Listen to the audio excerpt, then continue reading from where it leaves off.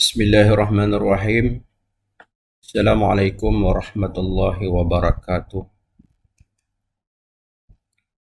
Di kesempatan ini kita akan berbincang sedikit tentang kajian literatur.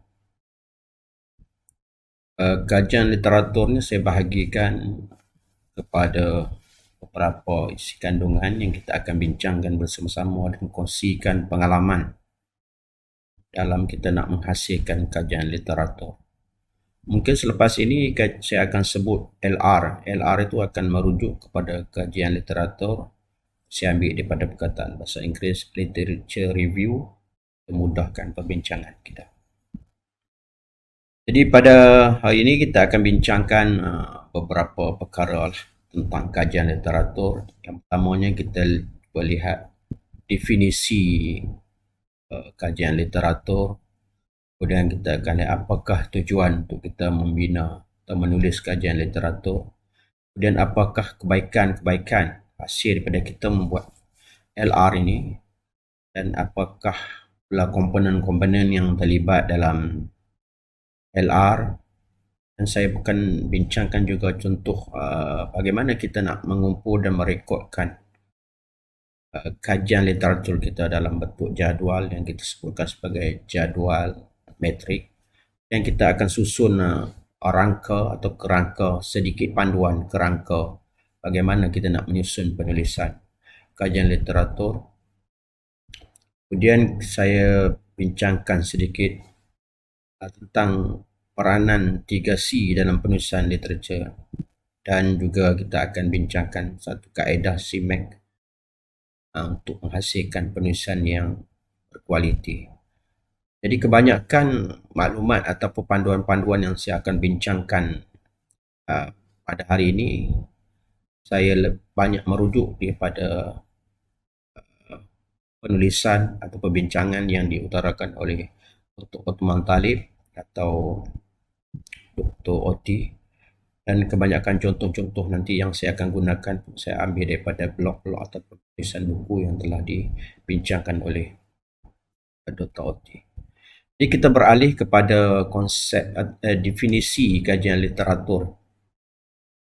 Kajian literatur ni kalau kita lihat, dia merupakan satu ulasan maklumat yang diperoleh daripada sumber-sumber ilmu pengetahuan, sumber-sumber maklumat seperti jurnal, buku, dokumen yang melibatkan laporan atau proceeding yang telah dibentangkan, penyelidikan lepas biasanya daripada tesis-tesis, kemudian maklumat ataupun jurnal atas talian, yang hari ini konsep ini lebih popular di mana kita dapat mendapatkan maklumat daripada atas talian dan sebagainya.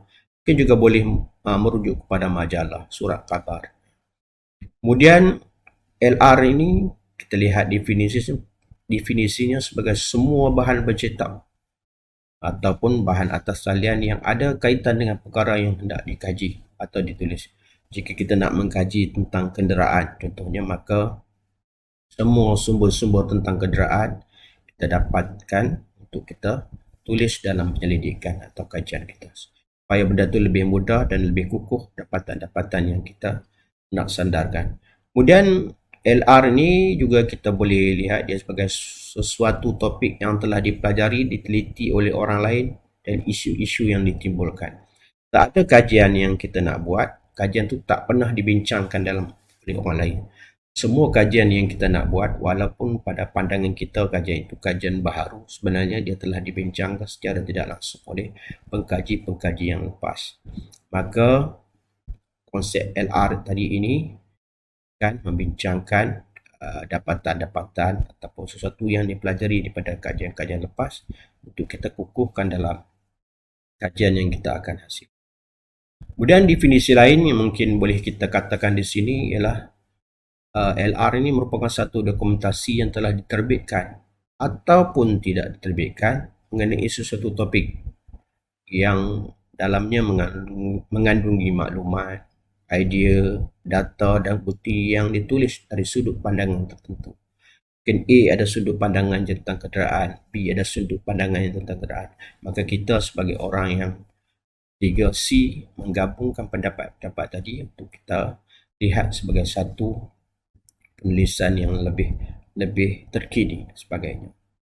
Kemudian definisi lain, kajian literatur atau LR ini adalah idea dan halan tuju mengenai penyelidikan yang akan dilakukan.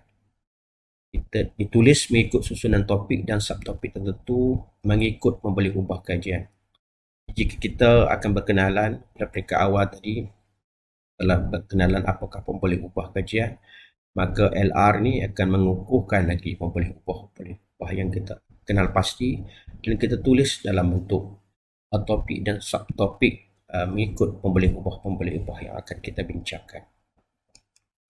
Kemudian kita beralih kepada tujuan. Mungkin pembincangan ini agak laju kalau kita dalam video kena saya sekarang ni bercakap seorang diri seperti bercakap dengan skrin komputer. Kalau kita ada klien yang ramai atau sahabat-sahabat kita di depan, bolehlah kita bertukar-tukar pandangan, minta respon dan sebagainya. Jadi hari ini saya bercakap seorang diri, cakapannya mungkin lebih laju kalau kemudian kita lihat apakah tujuan kajian literatur.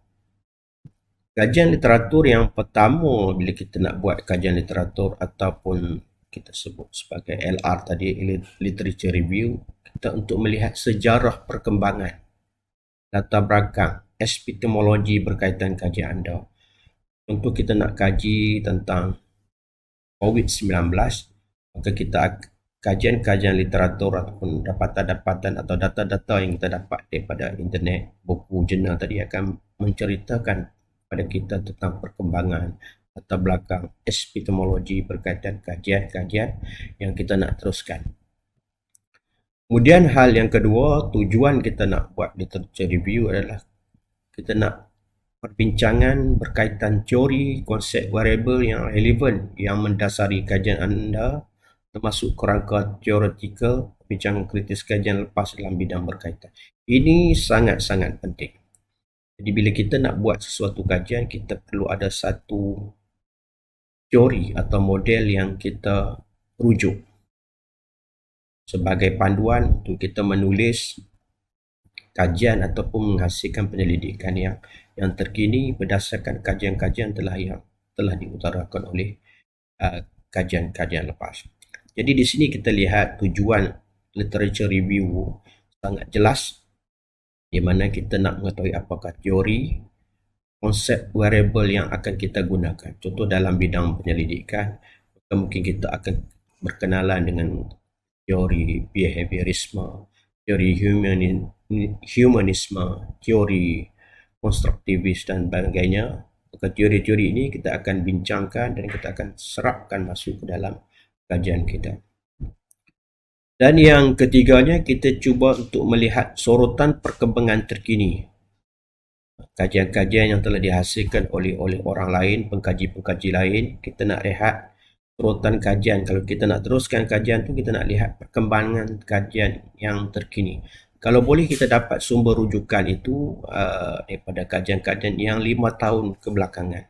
Contoh 2001 sekarang, kita mungkin boleh menggunakan kajian-kajian yang sehingga tahun 2017. Kalau kita ambil ke belakang sangat, kajian itu telah pun dibincangkan dan mungkin dapatan data itu sudah tidak relevan. Tapi kalau dari segi konsep teori atau model-model yang digunakan pada era 80-an, era 70-an, tetapi model itu masih digunakan pakai, maka itu masih boleh diterima sebagai sumber rujukan yang ke belakang. Tapi jika isu-isu terkini, kita cuba dapatkan jurnal, buku, maklumat data yang 5 tahun kebelakangan. Kemudian apabila kita membuat kajian literatur ataupun membuat rujukan berdasarkan dapatan kajian lepas, maka kita akan dapat melihat satu kaedah di mana bagaimana kajian kita ni dapat mengisi ruang-ruang yang ditinggalkan, apapun masalah-masalah yang telah dibincangkan sebelum ini. Jika masalah itu tidak dapat diselesaikan lagi, maka kegunaan literature review ini dapat memberi kita panduan agar kita dapat mengisi permasalahan itu untuk diselesaikan dalam perkembangan terkini. Jadi penggunaan literature review atau kajian literatur ini tujuan jelasnya adalah untuk kita isi apakah gap-gap yang ditinggalkan, apakah permasalahan yang belum selesai diutarakan oleh pekaji-pekaji sebelum ini. Jadi itu kita lihat tentang tujuan kajian literatur. Kita dah lihat mestinya kita nak mendapatkan apakah kebaikan kita nak buat literature review. Kalau tak ada kebaikan macam sia-sia usaha-usaha yang kita nak buat. Jadi literature review ni satu benda yang wajib dalam penulisan tesis khususnya ia ada satu bab yang khusus tentang literature review. Jadi kebaikan yang pertama apabila kita menghasilkan kajian literatur ini ataupun literature review ini, kita dapat mengenal pasti teori dasar dan konsep yang telah dikemukakan oleh pengkaji terdahulu, sama ada teori yang digunakan itu masih sesuai dan relevan ataupun tidak dengan pemboleh ubah yang dikaji. Contoh kita nak guna teori Piaget. Teori Piaget ni dibina ataupun dihasilkan sekitar tahun 70-an kalau tak silap saya. Jadi apabila kita nak buat kajian, kita nak cuba gunakan teori ini, nak aplikasikan dalam kajian kita. Kita nak cuba menguji, kita nak lihat adakah teori ini masih boleh diterima pakai ataupun masih relevan dengan sekitaran hari ini, ataupun kita boleh tambah baik teori itu untuk kita guna pakai kan pada masa kini. Itulah satu benda yang sangat penting, kita nak mengenal pasti teori. Yang keduanya, kebaikannya kita dapat melihat penyelidikan terkini. Kita dapat mengenal pasti mana satu tajuk yang sudah dan belum dikaji, mana satu pemboleh ubah yang sudah dan belum dikaji, dan mengenal pasti jurang penyelidikan. Ini sangat penting kerana kita tak nak buat kajian yang telah dibuat oleh orang lain ataupun masalah yang telah diselesaikan oleh orang lain. Jadi tujuan kita membaca, melihat, merujuk kajian-kajian lepas, jurnal-jurnal yang ditulis, buku-buku yang telah dihasilkan untuk kita melihat satu peluang ataupun ruang yang boleh kita isi untuk kita jalankan penyelidikan. Kalau dah dibincangkan secara panjang lebar dan diselesaikan masalah-masalah yang kita fikir itu sebagai satu masalah tapi telah diselesaikan, maka tak ada gunanya lagi kita nak membuat kajian tersebut. Inilah pentingnya atau baiknya kita membuat kajian literatur. Kemudian kalau kita lihat kebaikan yang lain adalah kajian literatur ni merupakan sumber data. Sumber data memanfaatkan data sekunder, sumber kedua untuk menyokong data premier, data utama. Baik, kalau kita baca satu jurnal, contohnya saya menulis tentang kereta Honda. Maka dalam kajian saya tu saya bincangkan kereta Honda yang terkini, spesifikasinya yang terkini, kekuatan enjinnya yang terkini. Pada masa yang sama, saya juga menerangkan kereta Honda yang telah dibincangkan oleh orang lain. Jadi bila ada sumber kedua yang saya bincangkan, maka itu menjadi satu panduan kepada pengkaji yang terkini untuk melihat ataupun meneroka ke artikel-artikel yang telah saya bincangkan dalam kajian saya. Jadi saya merupakan sumber premier dan apa yang saya bincangkan daripada hasil dapatan orang yang dalam kajian saya itu dianggap sebagai sumber sekunder, sumber kedua. Dan kita tidak bolehlah menceduk dan mengatakan bahawa sumber kedua itu kita dapat daripada sumber yang pertama. Jadi sebaiknya kita merujuklah jurnal yang telah dibincangkan tersebut. Kemudian yang kebaikan seluruhnya ini merupakan satu pencegahan. Ini sangat-sangat penting dan sangat-sangat perlu dititikberatkan. Apabila kita melihat ataupun kita mengkaji kajian literatur, maka kita dapat menghindarkan diri kita ni daripada terjebak dengan gejala plagiat, fotokopi dan publikasi. Ini selalu berlaku. Kebanyakan daripada kita, bukannya semua, ada segelintir lah daripada kita, bukan kebanyakan, ada segelintir daripada kita suka merujuk daripada internet, dia pun terus baca daripada internet, copy dan paste dalam kajian-kajian tersebut. Dan ini benda telah dibuat oleh orang lain, ataupun dia merasakan kajian ni kajian dia, padahal kajian itu telah diselesaikan oleh orang lain. Yang kebaikan seterusnya adalah luas pembacaan. Pembacaan kritis yang relevan dan dengan masalah kajian untuk mengungkap buah fikiran secara sistematik, kritis dan analitis. Jadi selalu orang sebut kajian literatur ini kita perlu tulis dengan kritis. Dia dapat menggambarkan pemikiran kita. A kata begini, B kata begini, C kata begini, maka kita gabungkan ketiga-tiga dapatan ini dan kita buat kesimpulan bahawa saya berpendapat begini. Itulah sangat-sangat penting kita menggunakan kajian literatur. Itulah kebaikan yang kita dapat. Baik, kita lihat komponen yang terlibat dalam kajian literatur. Yang pertama sekali yang selalu dibincangkan dalam kajian literatur adalah kerangka teori. Dalam topik itu kita letakkan sebagai kerangka teori. Kerangka teori maksud teori yang mendasar kajian yang ingin dijalankan. Tak ada kajian kalau tak guna teori dalam kajian atau tak nak guna model dalam kajian, maka kajian itu seperti satu kajian yang tidak berpaksi, tidak mempunyai dasar yang kukuh. Jadi sebaik-baiknya pengkaji perlu menggunakan 2 atau lebih teori sebagai asas kepada kajian yang nak dijalankan. Ini sangat digalakkan. Kita boleh saja guna satu teori, tapi kalau dalam penulisan artikel yang biasa, mungkin kita boleh guna satu teori. Tapi dalam penulisan seperti tesis, jurnal-jurnal berimpak tinggi di peringkat internasional, model atau teori yang dibincang sebaik-baiknya lebih daripada 2 teori untuk melihat berkaitan dan perkembangan teori tersebut.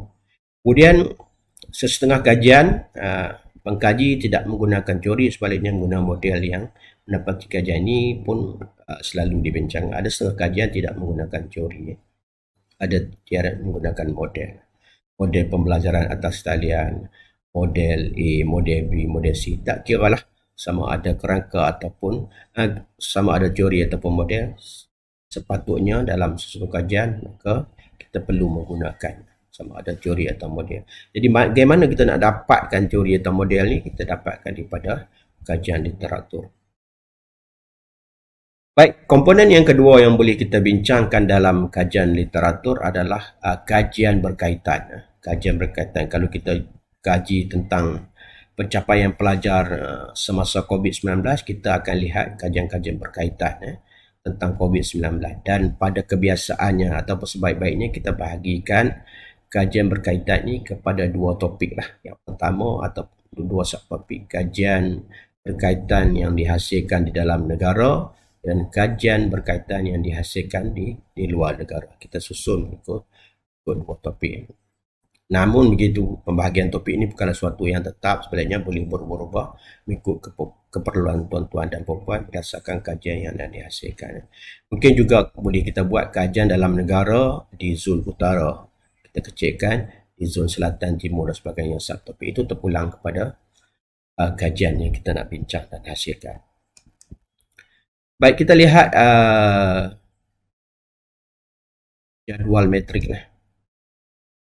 Kita lihat bagaimana bila kita dah baca semua maklumat atau data-data yang kita kumpul daripada buku, jurnal ataupun internet tadi, kita sebaik-baiknya menggunakan satu table ataupun saya kenali sebagai jadual metrik.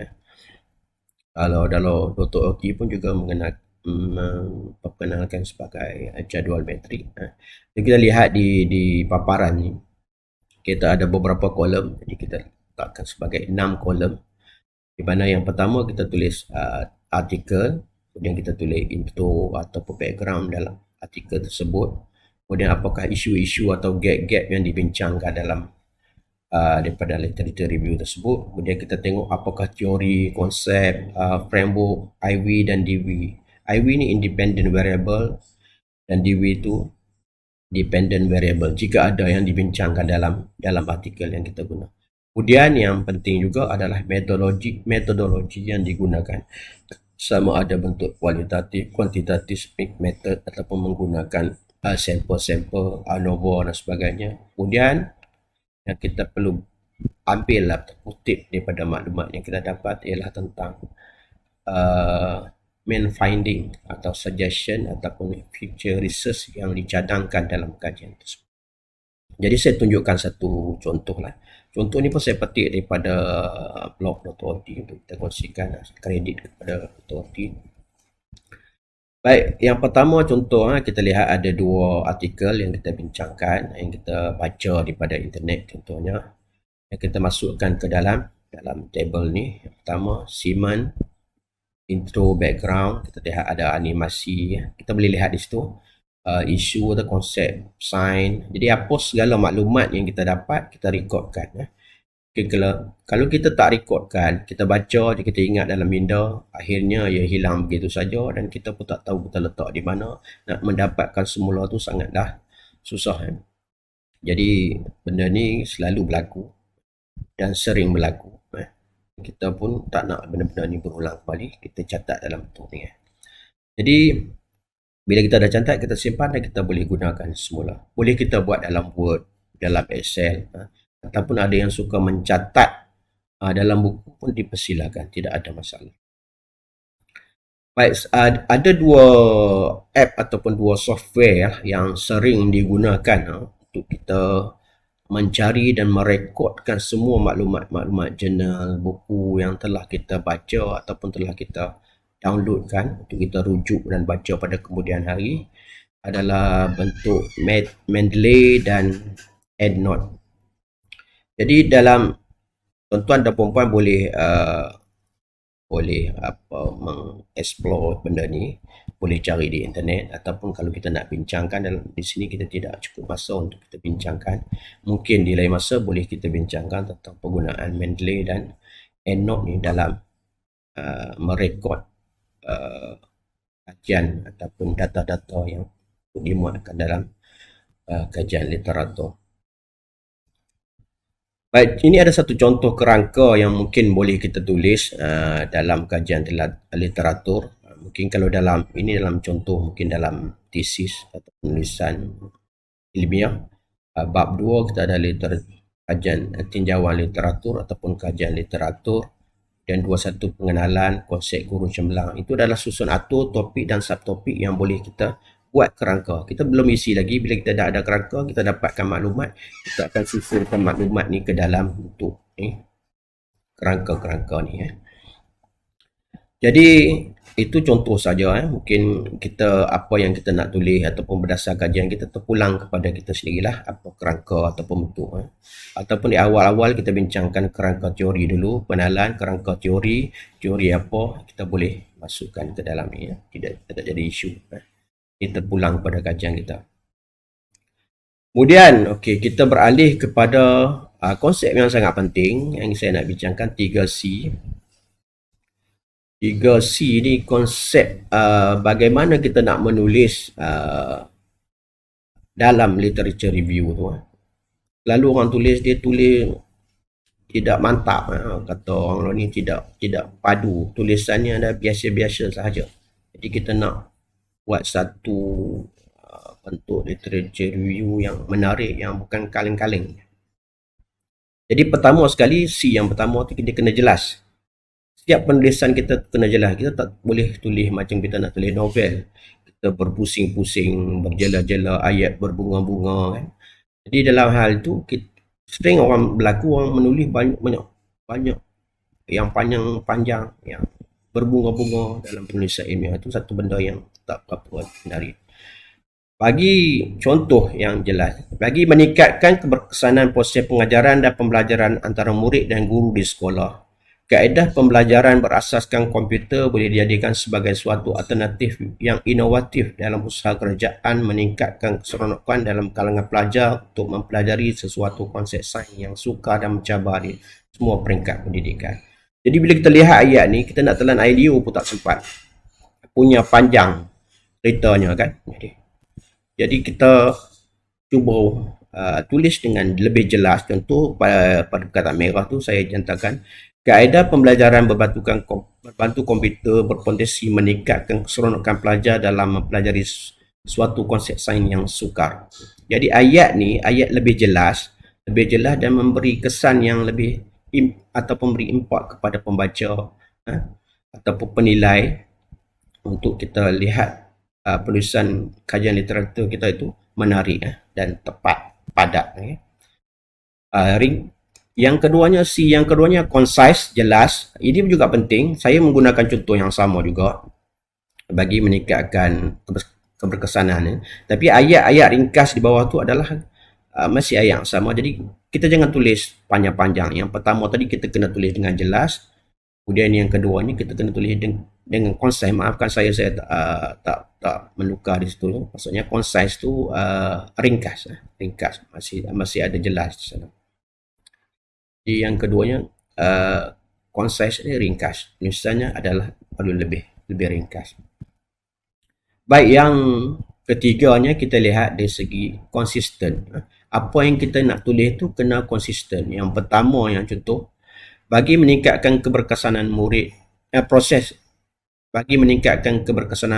pengajaran dan pembelajaran antara murid dan guru di sekolah, kaedah pembelajaran berasaskan komputer boleh dijadikan sebagai satu alternatif yang inovatif dalam usaha pendidik untuk meningkatkan keseronokan dalam kalangan pelajar untuk mempelajari suatu konsep sains yang sukar dan mencabar di semua peringkat pendidikan. Baik, konsisten ni bermaksud kalau pada awalnya ayat kita tulis murid, maka ayat yang kedua ataupun sambungannya juga kita tulis murid. Kemudian kalau kita tulis guru, gurulah dari mula sampai ke habis penulisan kita. Jangan kita ganti sekejap murid, sekejap pelajar, sekejap guru, sekejap pendidik. Jadi pening orang yang nak melihat apa yang kita hasilkan. Dan orang juga pening apa yang kita nak bincang ni. Sekejap pendidik, sekejap pelajar, sekejap insan mulia, insan kerdi dan sebagainya. Kita jangan macam tu. Kita tulis ialah benda tu konsisten. Baik, ayat-ayat lain yang selalu digunakan yang bombastik ni kita cuba kena elakkan. Contoh ada dalam penulisan kita tulis tu, kajian yang dijalankan ini sangat menarik kerana kita seolah-olah bias kepada kajian kita tu, kita bagi tahu orang kajian yang dijalankan ini sangat menarik kerana tidak ada kaitan, tidak ada lagi kajian seumpama ini dijalankan Malaysia. Ini sangat-sangat perasan lebih ni. Macam dia yang dah buat kajian ni, orang lain tak buat. Jangan guna ayat ni. Dalam usaha kerajaan untuk, kajian kita ni kajian kecil saja. Kita tulis paper, kita tulis beberapa muka surat je. Jadi, janganlah kita nak katakan dalam usaha kerajaan untuk ni, kajian ni telah menyumbang kepada macam hebat sangat kajian kita. Elakkan daripada ni. Sebagaimana yang kita semua tahu bahawa ini ayat-ayat seronok sendiri. Sebagaimana yang kita semua tahu bahawa saya tak tahu pun, ada orang lain pun tak tahu. Kita yang sebut sebagaimana yang kita semua tahu. Konon-konon semua orang satu Malaysia tahu apa yang kita nak sebut. Jangan tulis macam ni. Saya tak tahu, dia tak tahu, orang lain pun tak tahu. Kita pandai-pandai kita sebagaimana yang kita semua tahu bahawa benda ni. Kemudian dapatan kaedah yang jelas membuktikan bahawa ini satu lagi perasaan yang sangat tinggi lah.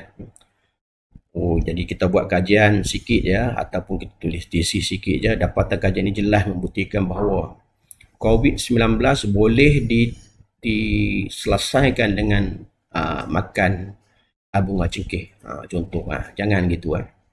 Kita kena ada data yang lebih kukuh lah. Sesungguhnya terdapat, ini macam lagu. Sesungguhnya terdapat apa yang sesungguhnya, tak tahu benda sesungguhnya. Apa benda yang terdapat sesungguhnya terdapat apa, kita pun tak tahu. Ni pada hakikatnya kajian-kajian lepas. Ini dia main hakikat pula. Dia main hakikat ni, dia ada kasyaf tinggi ni. Dia dah macam ahli hakikat, ahli pemikir falsafah. Pada hakikatnya kajian-kajian lepas. Sebenarnya terdapat apa yang sebenarnya, apa yang tak benarnya, apa yang benar, apa yang tipu, apa yang tak tipu, tak tahu. Ianya menunjukkan terdapat. Satu, ianya ni apa benda? Tak tahu ianya tu apa. Kalau ada benda lain contohnya. Buku ini menunjukkan terdapat. Itu cerita lain lah kan. Pengkaji ini Ahmad bin Zubair menunjukkan terdapat. Ini ianya terdapat. Ianya menunjukkan tak tahu ianya siapa. Bagi memastikan dapat digeneralisasikan. Tak ada dapatan yang boleh menjanjikan apa-apa. Tak boleh kita nak generalisasikan. Kita kaji di contoh, kita buat satu kajian di Pulau Pinang atau satu daerah kecil Timur Laut. Kemudian dapatan tu kita kata semua orang di Malaysia mempunyai penyakit yang sama. Tak boleh. Kajian kita sikit ya. Kita tak boleh nak membuat generalisasi ya. Ini bermakna dapatan. Ini bermakna dapatan ni pun jangan digunakan. Ini dapatan ni tidak boleh memberi apa-apa makna kepada bentuk yang lebih besar. Dia sekadar untuk pengetahuan kita. Bila kita bincangkan ribu-ribu dapatan baru kita boleh katakan ini bermakna dapatan. Kajian yang dijalankan ini adalah kajian terkini dalam aspek yang ni lagi seronok ni. Yang ni sangat-sangat seronok. Dia buat kajian baru 15 muka surat. Kajian yang dijalankan ini adalah kajian terkini dalam aspek tak ada lagi orang buat kajian ni, dia kata ni dah kajian yang terkini, padahal dah beratus-ratus orang buat, dia tidak banyak membaca. Jadi inilah pentingnya kita membuat kajian literatur. Bila kita ada kajian literatur, kita baca banyak, baru kita boleh ada satu penyataan dan kita tidak akan sebut penyataan yang berbunyi macam ni. Kajian yang dijalankan ini adalah kajian terkini dalam aspek baik itu ada perkataan-perkataan ataupun ayat-ayat ataupun praprasa yang perlu kita elakkan dalam kajian kita. Kemudian kita akan berkenalan dengan satu formula lah, formula CMAC. Formula ni pun dipopularkan oleh Dr. Oti. Contoh saya bagi ada beberapa ni pun saya ambil contoh daripada blog Dr. Oti lah. Kita kata ada Ali menyatakan perisian multimedia perlu memenuhi keperluan, boleh baca lah, animasi, perisian komputer, pembelajaran matematik. Kita ada beberapa jurnal yang kita telah baca.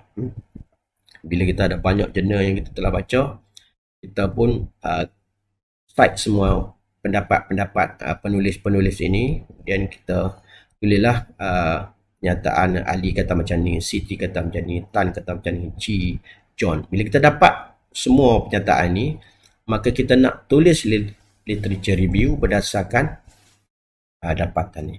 Kecenderungan kita ni, keseronokan kita, bila kita dapat semua maklumat ni, kita pun susun, maka kita pun akan menggunakan ilmu kita untuk menggabung-gabungkan ayat ni, menyusun, memotong-motong di mana, kemudian membuang yang, menambah dan, letakkan detail dan sebagainya untuk menampakkan kajian penulisan kita tu menarik. Contoh yang selalu kita buat adalah kita sering menulis beginilah.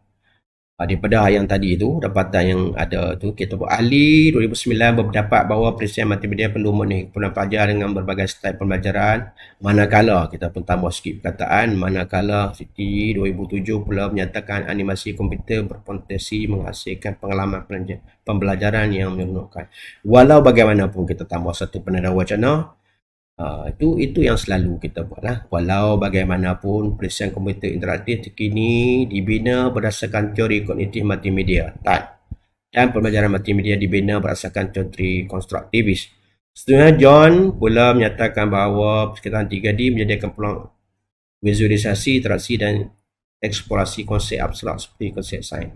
Jadi daripada dapatan yang kita susun tadi ada 6 ke 7, kita pun tambahlah perkataan dan, manakala, sebaliknya, walau bagaimanapun. Ayat kita tak ubah je, kita tukar sikit-sikit. Jadi bentuk penulisan yang macam ini, penulisan literature yang macam ni, kita anggap satu penulisan literature yang tidak kritis.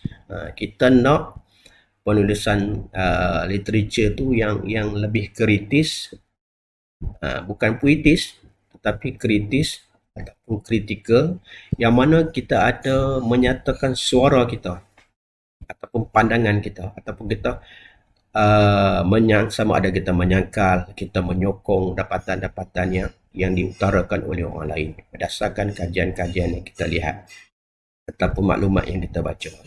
Jadi kita lihat contoh, bukan contoh yang terbaik tapi mungkin contoh yang boleh kita jadikan asas lah.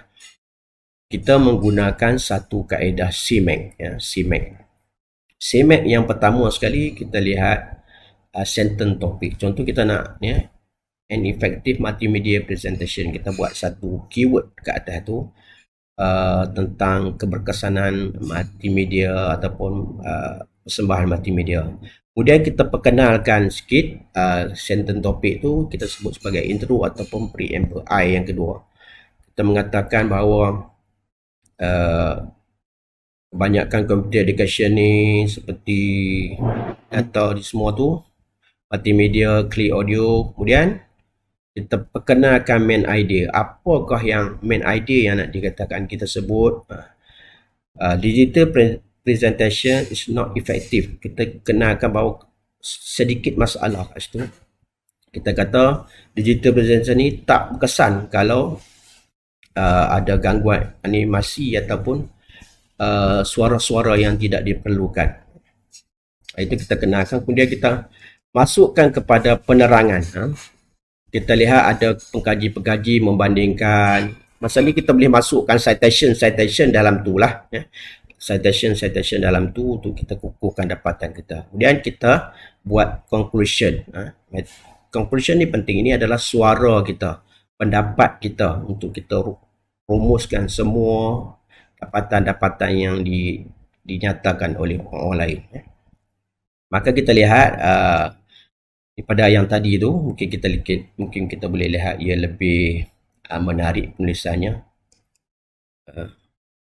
Jadi secara kesimpulannya kan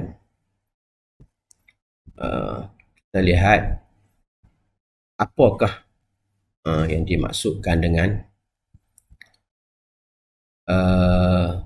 literature review. Kita lihat di video.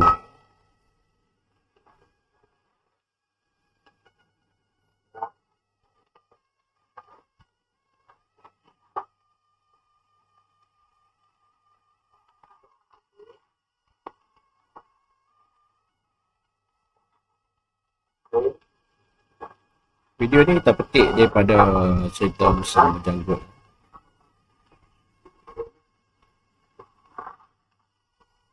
Yang pertama kita dapat mungkin kaitkan bahawa semua sumber rujukan sama daripada internet atau dari buku ataupun jurnal digabungkan dalam kajian-kajian lepas yang dihasilkan oleh orang lain. Bila digabungkan dalam artikel tu, kita lihat macam piramid. Kemudian tugas kita sebagai penulis, apa yang kita perlu buat ialah kita perlu mengasing-asingkan semua rujukan atau dapatan tadi, asingkan kepada bentuk Ahmad kata macam ni, B kata macam ni, Yusuf 2011 kata macam ni dan sebagainya lah. Jadi tugas kita mengasing-asingkan semua maklumat ataupun dapatan tadi.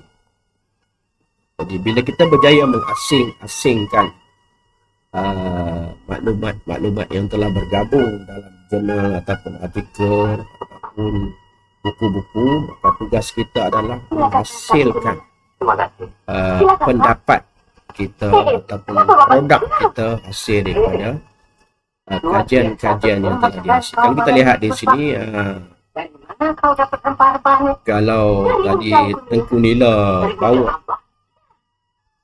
berbagai sumber tu penyelidikan tu dalam satu uncang contoh, kemudian datang kepada Puspawangi pecahkan semua unsur-unsur tadi, maklumat-maklumat tadi pada bentuk-bentuk yang sendiri itulah, ataupun jurnal A, jurnal B, jurnal C. Kemudian tugas akhirnya kita kena blend kembali semua maklumat tu macam Puspawangi buat, masak satu resipi yang baru yang sedap. Itu juga tugas kita mengadun semula semua maklumat tu dalam penulisan cara kita dengan suara yang kita apakah hendak kita supaya lebih kritis. Kita lihat apa konsep yang kita bincangkan tadi, konsep CMAC itu, supaya kita dapat menulis mengikut kaedah CMAC. Okay, saya rasa sekadar itu dulu perkongsian yang tak seberapa ni. Mungkin kita boleh bertemu lain kali, bersemuka lebih berbincang dengan lebih jelas kan. Bila lebih jelas ni kita dapat bertukar-tukar pandangan, bersoal-soal jawab dan sebagainya. Utarakan isi-isi. Jadi sekadar itu dulu perkongsian yang ringkas. Moga-moga kita berjumpa lagi dan kita akan berbincang lebih lanjut. Jika ada sebarang masalah, boleh emailkan saya kepada saleh.zain@ipgm.edu.my. Semoga kita dapat bertukar-tukar pendapat, tukar-tukar pendapat, bertukar-tukar pandangan dan mungkin banyak lagi bacaan-bacaan yang membincangkan tentang kajian literatur. Semoga tuan-tuan peroleh manfaat daripada perbincangan ringkas ini yang baik tu daripada Allah Subhanahu Wa Taala, yang kelemahan tu atas diri saya. Jika ilmu ini amal-amalkan dan sebarkanlah kepada rakan-rakan yang lain. Di akhir kata, wabillahi taufiq wal hidayah. Assalamualaikum warahmatullahi wabarakatuh.